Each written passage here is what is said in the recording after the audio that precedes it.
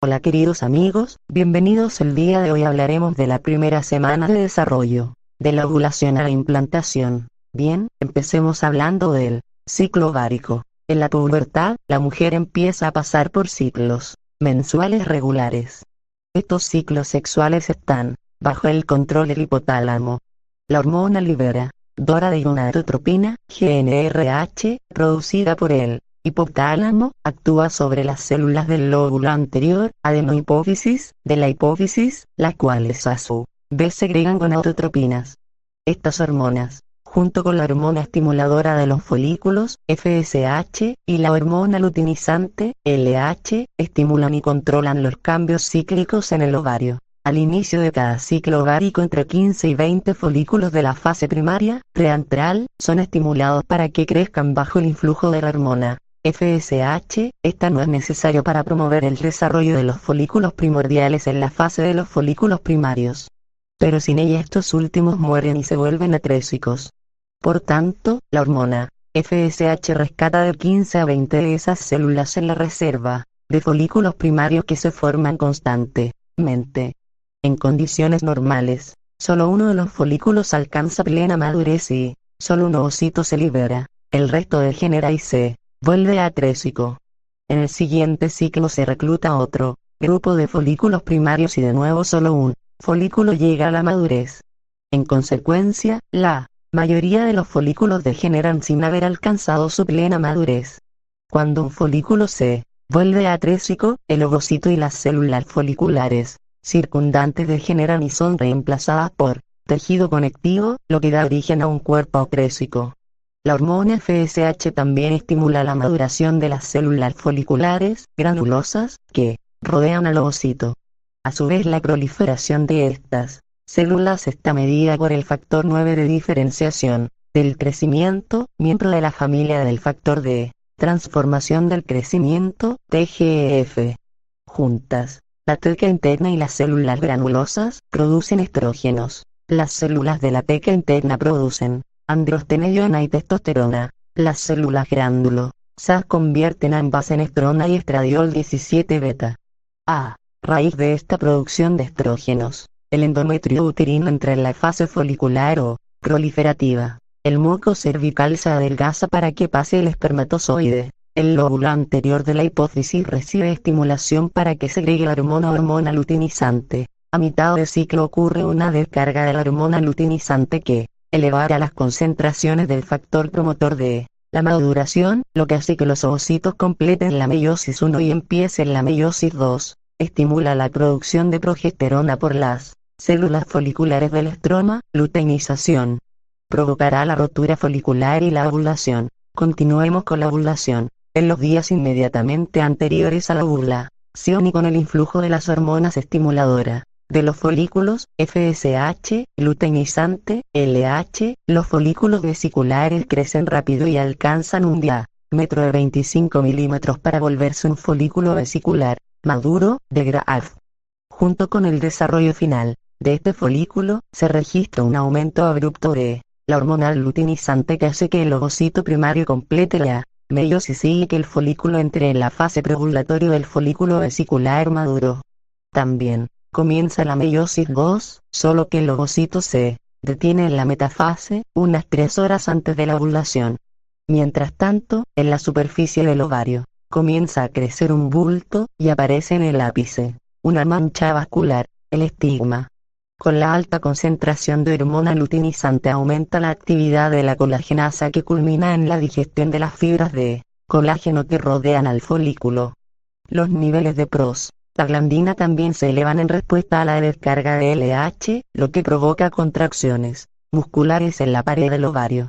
Las contracciones empujan el ovocito, que queda libre, ovulación, junto con las células granulosas de la región del cúmulo fósforo, y sale flotando del ovario. Una parte de las células del cúmulo se reorganizan después alrededor de la zona pelúcida para constituir la corona radiada, cuerpo lúteo. Tras la ovulación, los vasos circundantes vascularizan las células granulosas que permanecen en la pared del folículo roto, junto con las procedentes de la teca interna. Bajo el influjo de la LH, las células producen un pigmento amarillento, y se transforman en células lúteas, que constituyen el cuerpo lúteo y segregan tanto estrógenos como progesterona. La progesterona y parte del estrógeno hacen que la mucosa uterina entre en la fase progestacional o secretoria en preparación para la implantación del embrión. Bien, sigamos con el transporte de ovocitos. Poco después de la ovulación, las fimbrias de la trompa de falopio barren la superficie del ovario. Entonces la trompa empieza a contraerse de manera rítmica. Se piensa que estos movimientos de barrido y el de los cilios sobre el revestimiento epitelial llevan al interior de la trompa el ovocito rodeado por algunas células granulosas. Una vez dentro de la trompa, las células del cúmulo retiran sus procesos citoplasmáticos de la zona pelúcida y pierden contacto con el ovocito. Cuando el ovocito se halla dentro de la trompa de falopio, es impulsado por las contracciones musculares peristálticas de la trompa y de los cilios en la mucosa uterina. La velocidad del transporte la controla el estado endocrino durante la ovulación y después de ella. En el ser humano el ovocito fecundado tarda en llegar a la luz uterina entre 3 y 4 días. El cuerpo albicans. Si la fecundación no se realiza, el cuerpo lúteo alcanza su desarrollo máximo unos 9 días después de la ovulación.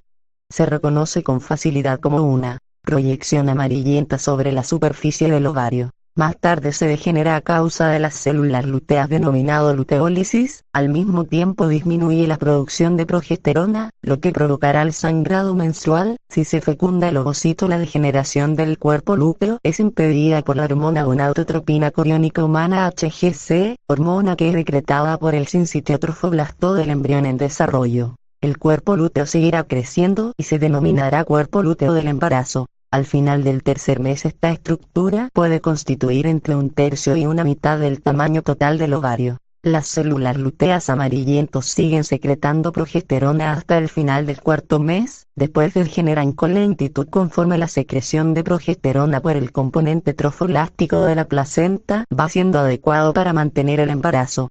La eliminación del cuerpo lúteo antes del cuarto mes suele provocar el aborto. La fecundación, proceso a través del cual se fusionarán los gametos masculino y femenino, se lleva a cabo en la región ampular de la trompa de falopio. Es la parte más ancha de la trompa y está cerca del ovario.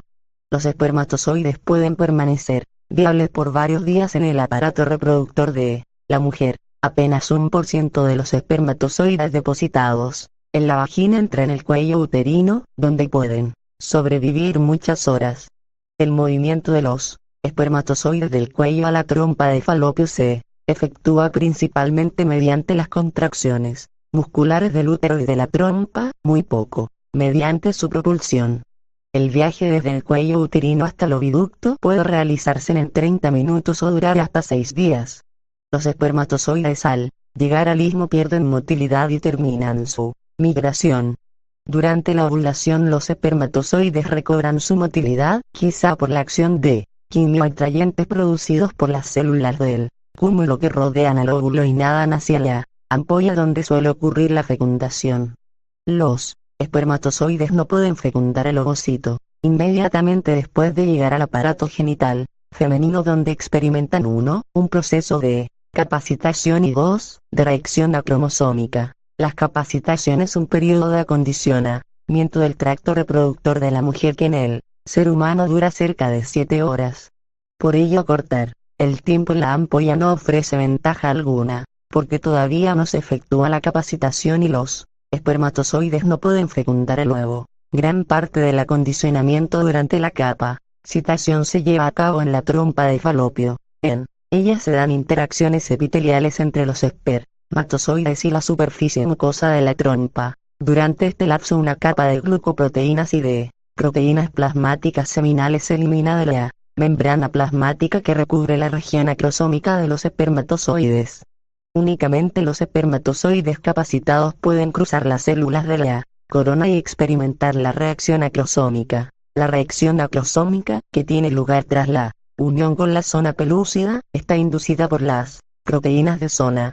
La reacción culmina en la liberación de las enzimas necesarias para penetrar la zona pelúcida, entre ellas sustancias de tipo de la grosina y tripsina. Las fases de la fecundación serán 3. Fase 1, penetración de la corona radiada. Fase 2, penetración de la zona pelúcida. Fase 3, fusión entre las membranas celulares del ovocito y del espermatozoide. Fase 1, penetración de la corona radiada. De los 200 a 300 millones de espermatozoides que normalmente se depositan en el aparato genital femenino, apenas entre 300 y 500 llegan al lugar de la fecundación. Solo uno de ellos fecunda al óvulo. Se piensa que el resto ayuda al espermatozoide fecundador a penetrar la barrera que protege al gameto femenino. Los espermatozoides acondicionados cruzan con libertad las células de la corona. Fase 2. Penetración de la zona pelúcida. La zona es una cubierta de glucoproteínas que rodean al ovocito para facilitar y mantener la unión del espermatozoide e inducir la reacción acrosómica. En ambos procesos interviene el ligando ZP3, una proteína de zona. La liberación de las enzimas acrosómicas, acrosina, permite a los espermatozoides penetrar en la zona. Así entran en contacto con la membrana plasmática del ovocito.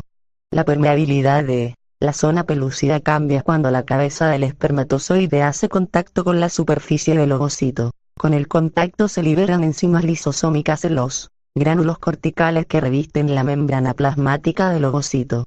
A su vez, estas enzimas modifican las propiedades de la zona pelúcida, reacción de zona, para evitar la penetración de otros espermatozoides en la superficie de la zona. Se han descubierto otros espermatozoides sumergidos en la zona pelúcida, pero al parecer únicamente uno parece capaz de penetrar el ovocito. Fase 3. Fusión entre las membranas de ovocito y del espermatozoide. En parte la adherencia inicial del espermatozoide al ovocito se ve facilitada por la interacción de integrinas en el ovocito y sus ligandos y de desintegrinas en el espermatozoide. Tras la adherencia se fusionan las membranas plasmáticas del espermatozoide y del ovocito. Puesto que la membrana plasmática que cubre la cromosoma desaparece durante la reacción acrosómica, la fusión propiamente dicha se efectúa entre la membrana del ovocito y la que recubre la región posterior de la cabeza del espermatozoide. En el ser humano la cabeza y la cola del espermatozoide entran en el citoplasma del ovocito, pero la membrana plasmática queda atrás en la superficie del ovocito cuando el espermatozoide entra en el ovocito. Este responde al instante en tres formas. 1. Reacciones corticales y de zona. Tras la liberación de los gránulos corticales del ovocito, que contienen enzimas lisosómicas, 1. La membrana del ovocito se vuelve impenetrable a otros espermatozoides y 2. La zona pelúcida modifica su estructura y su composición para evitar la unión y penetración de otros espermatozoides. Estas reacciones impiden la poliespermia, penetración de más de un espermatozoide en el ovocito. 2. Reanudación de la segunda división meióptica. El ovocito termina su segunda división meióptica inmediatamente después que entre el espermatozoide. Será el nombre de segundo corpúsculo polar a una de las células hijas, que recibe muy poco citoplasma. La otra es el ovocito definitivo. Sus cromosomas, 22 más el X, se disponen en un núcleo vesicular llamado pronúcleo femenino. 3. Activación metabólica del ovocito. El factor activador probablemente esté en el espermatozoide. La activación incluye los procesos moleculares y celulares iniciales que acompañan a la embriogénesis temprana. Mientras tanto, el espermatozoide avanza hacia delante hasta que se halla cerca del pronúcleo femenino.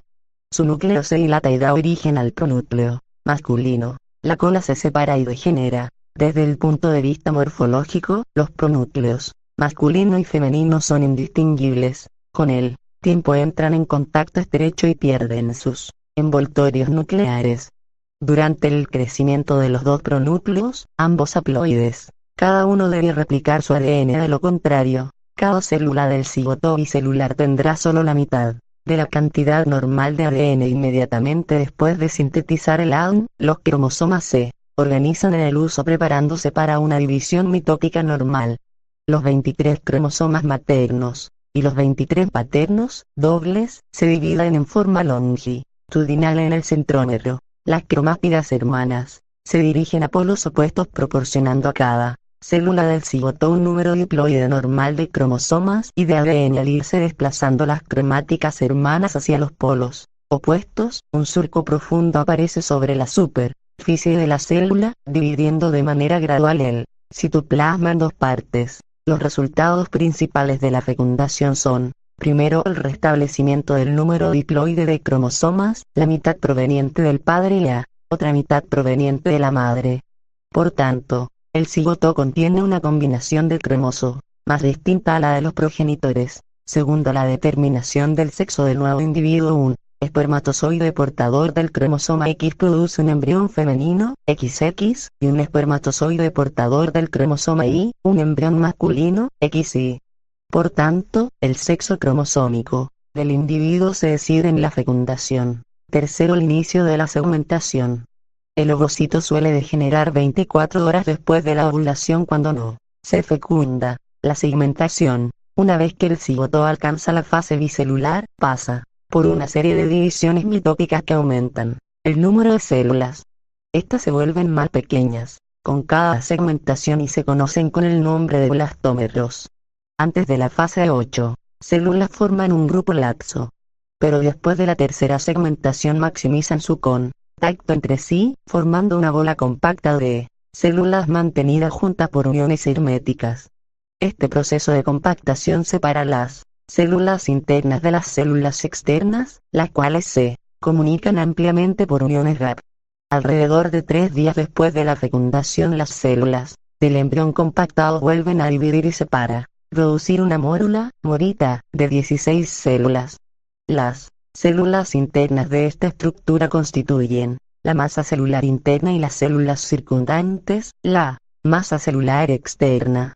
La masa interna da origen a los tejidos propios del embrión y la masa externa al trofoblasto, que más tarde contribuirá a formar la placenta. Formación del blastocito. Más o menos cuando la mórula entra en la cavidad uterina, a través de la zona pelúcida empieza a penetrar líquido en los espacios intercelulares de la masa celular interna. Poco a poco los espacios intercelulares llegan a confluir y por último aparece una cavidad, el blastocele. En ese momento el embrión es un blastocito. Las células de la masa interna, ahora llamadas embrioblasto, están situadas en un polo, mientras que las de la masa externa, trofoblasto, se aplanan para formar la pared epitelial del blastocito. Ya desapareció la zona pelúcida, lo cual permite que comience la implantación. En el ser humano, cerca del 6º día, las células trofoblásticas sobre el polo embrionario empiezan a penetrar entre las células epiteliales de la mucosa uterina. Estudios recientes indican que la L-selectina de las células trofoblasti, casi sus receptores de carbohidratos del epitelio uterino, participan en la adherencia inicial del blastocito al útero. Las selectinas son proteínas que se unen a los carbohidratos que intervienen en las interacciones entre leucocitos y células endoteliales que permiten capturar los leucocitos del flujo sanguíneo. Hoy se propone un mecanismo similar en la captura del blastocito en la cavidad uterina por el epitelio del útero. Tras la captura mediante las selectinas, la adherencia e invasión del trofoblasto empiezan a usar las integrinas, expresadas por el trofoblasto, y las moléculas de la matriz extracelular, la laminina y la fibronectina. Los receptores de integrina para laminina inducen la adherencia, en tanto que la fibronectina estimula la migración. Estas moléculas también interactúan en las vías de transducción de señales para regular la diferenciación del trofoblasto, de manera que la implantación es resultado de la acción conjunta del trofoblasto y el endometrio. Así pues, al final de la primera semana de desarrollo, el cigoto humano pasó ya por las fases de mórula y de blastocito e inició la implantación en la mucosa uterino. Continuemos con el útero. En el momento de la implantación, la pared del útero consta de 3 capas. 1. Endometrio, mucosa que reviste la pared interna. 2. Miometrio, una capa gruesa de músculo liso. 3. Perimetrio, la capa peritoneal que recubre la pared externa. Desde la pubertad, de 11 a 13 años de edad, hasta la menopausia, de 45 a 50 años de edad, el endometrio experimenta cambios en un ciclo aproximado de 28 días bajo el control hormonal de los ovarios. Durante este ciclo menstrual, el endometrio pasa por 3 etapas. 1. Fase proliferativa. 2. Fase secretora o progestacional. 3. Fase menstrual. La fase proliferativa empieza al final del ciclo menstrual, está bajo la influencia del estrógeno y coincide con el crecimiento de los folículos ováricos. La fase secretoria comienza unos 2 a 3 días después de la ovulación en respuesta a la progesterona producida por el cuerpo lúteo. Si la fecundación no tiene lugar, el desprendimiento del endometrio, capas compactas y esponjosas, marca el inicio de la fase menstrual. Si tiene lugar, el endometrio participa en la implantación y en la formación de la placenta. Más tarde, durante la gestación, la placenta produce hormonas y el cuerpo lúteo degenera. En el momento de la implantación, la mucosa del útero está en la fase secretora, durante la cual las glándulas y arterias del útero se enrollan y el tejido aparece muy nutrido. En consecuencia, se distinguen 3 capas en el endometrio: una capa compacta superficial, una capa esponjosa intermedia y una capa basal delgada. En condiciones normales, el blastocito humano se implanta en el endometrio a lo largo de la pared anterior o posterior del cuerpo del útero, donde se incrusta entre las aberturas de las glándulas. Si no se fecunda el ovocito, las vénulas y los espacios sinusoidales van compactándose gradualmente con las células sanguíneas, observándose una diapéresis extensa de la sangre en el tejido. Al empezar la fase menstrual, la sangre escapa de las arterias, rompiéndose fragmentos del estroma y de las glándulas. En los 3 o 4 días siguientes, las capas compactas y esponjosas se expulsan del útero. La capa basal es la única parte del endometrio que se conserva. Esta capa, que está irrigada por sus propias arterias, las arterias basales, funciona como capa regenerativa en la reconstrucción de las glándulas y arterias durante la fase proliferativa. Muchas gracias. Cualquier pregunta que tengan pueden dejarla en los comentarios y con gusto los responderé. Si gustan pueden suscribirse y hasta el próximo video.